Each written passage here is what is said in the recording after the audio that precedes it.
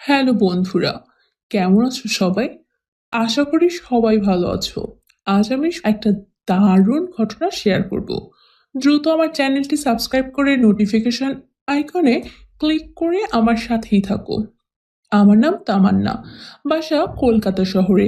আমার স্বামীর নাম বিপুল দেব। সে মুম্বাই শহরে একটা বড় প্রতিষ্ঠানে চাকুরি করে। আমার একটা ছেলে আছে। আমরা বিয়ে করেছি 7 বছর আগে।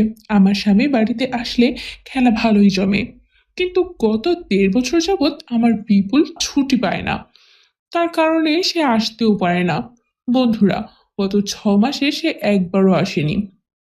যাই হোক, আমার বয়স হলেও এখনো নাকি 25 বছরের কম মনে হয়, কেননা আমি এখনো নিয়মিত ব্যায়াম করি আর নিজের প্রতি খুব যত্ন নেই। আমার ফুলের সাইজ ও শেপ দুটোই চমৎকার। ফুলগুলো একটু বেশি বড়। রাস্তা দিয়ে যখন হাঁটি তখন সবাই হা করে আমার দিকে তাকিয়ে থাকে। এখন একমাত্র ছেলেকে নিয়ে আমি একাই বাসায় থাকি। বাবুর স্কুলের জন্য আমি আমার স্বামীর সাথে যেতে পারি নাই। আমার শ্বশুর গ্রামের বাড়ি থেকে মাঝে মাঝে আমাদের দেখতে আসে। আমার শাশুড়ি ওপারে চলে গেছে কয়েক বছর হলো।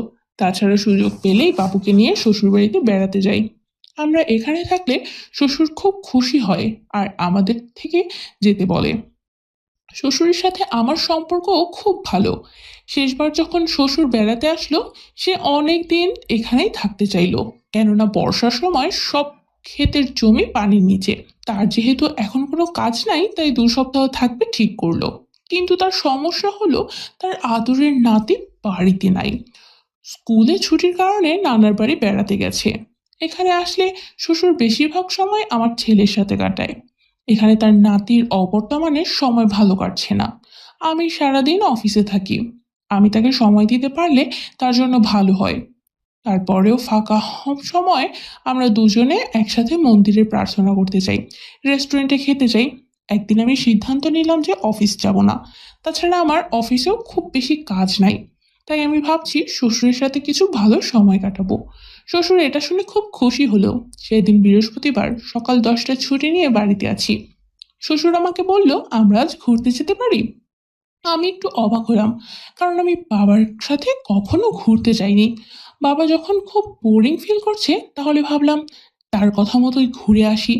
তাই বাবার কথায় রাজি হলাম। আমরা একটা পার্কে গেলাম।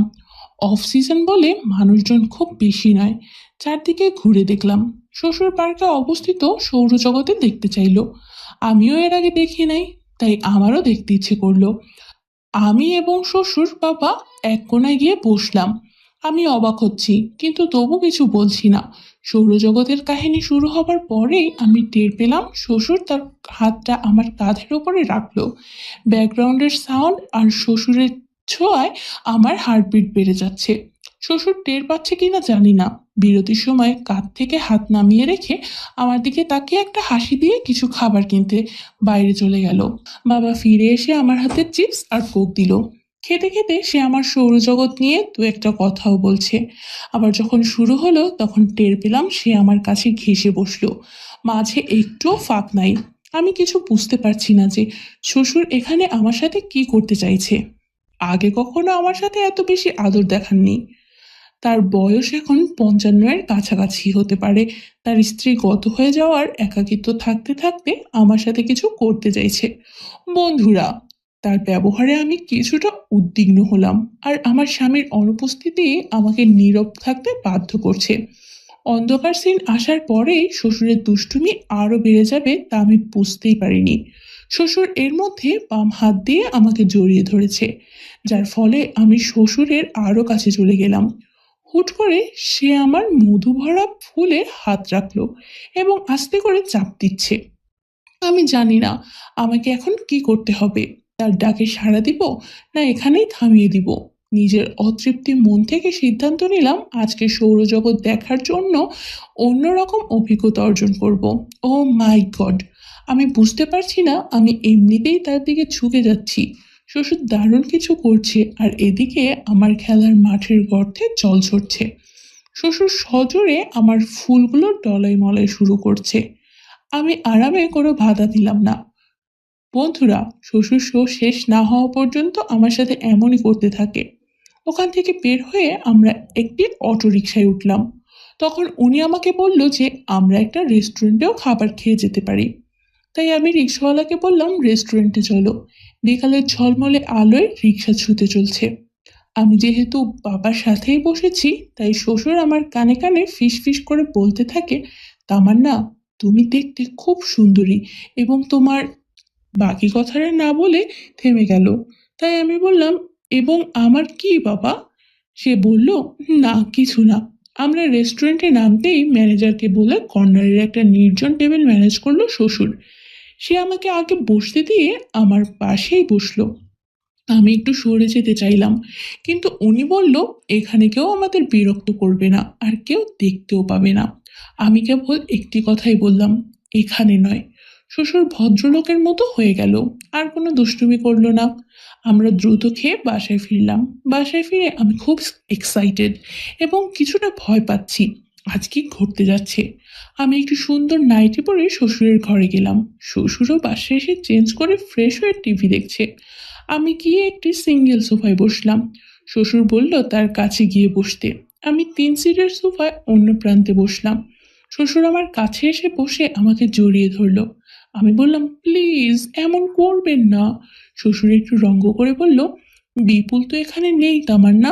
আমি জানি তুমি ওকে এখন কতটা প্রত্যাশা করছো, তাই আমি তোমাকে একটু সঙ্গ দিতে চাচ্ছি।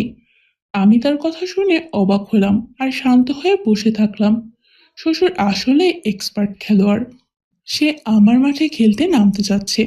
সারাদিন আমার সাথে এমন করায় আমি এমনিতেই রেডি হয়ে আছি। শ্বশুর আমাকে তার এতই কাছে টেনে নিল যে আমার মাঝ দিয়ে এখন বাতাসও যেতে পারবে না। এ বিষয়ে এখনো তার কাছে অনেক কিছু শেখার আছে। তারপর আস্তে করে আমার মাঠ উন্মুক্ত করতে করতে বলছে, আমি তোমাকে অনেক ভালোবাসি তামান্না। আমি কিছু বললাম না। আমি তার কাজ খুবই অবাক হয়ে যাচ্ছি।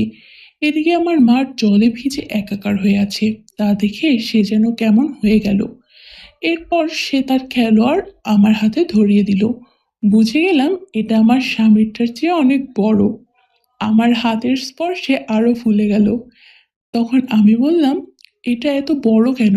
সে বলল, তোমাকে বেশি আনন্দ দেবার জন্য এমন হয়েছে। এখান থেকে এই খেলোয়াড় তোমার। এদিকে আমি আর থাকতে পারছিলাম না, তাই শ্বশুরকে আমার মাঠে খেলতে বললাম। সে আরো কিছুক্ষণ আমার মাঠে বিচরণ করে শুরু করলো এক মজার খেলা। আহা, কি খেলাই না খেলছে আমার মাঠে। আমি অনেকদিন পর পেলাম এক অসাধারণ শান্তি। এদিকে শ্বশুর বলতেছে, তামান্না, তোমার মাঠের গর্ত বেশ টাইট। তখন আমি একটা হাসি দিয়ে বলি, বাবা, আপনার ছেলে অনেক দিন থেকে এই মাঠ ব্যবহার করছে না, তাই তো নতুনের মজা পাইলেন। তাই আপনার ছেলেকে ধন্যবাদ দিতে পারেন। বন্ধুরা, আমি কোনোদিন চিন্তাও করতে পারিনি যে আমার এমন একটা দিন আসবে। আমি তার খেলায় খুশি হয়ে আরো ছুটি বাড়িয়ে নিলাম দিনরাত খেলার জন্য। কেবল বাসায় থেকে আমি বেশ সুখের সময় পার করছি। এরপর থেকে শ্বশুর মাসের বেশিরভাগ দিন আমার এখানেই থাকে। আজ এই পর্যন্ত। আজকের ঘটনাটা কেমন লাগলো একটা লাইক দিয়ে জানিও। তাছাড়া আরো নতুন নতুন ঘটনা পেতে আমাকে ঝটপট সাবস্ক্রাইব করে নোটিফিকেশন অন করে রাখো। ততক্ষণ আমার সাথে থাকার জন্য তোমাদের অসংখ্য ধন্যবাদ।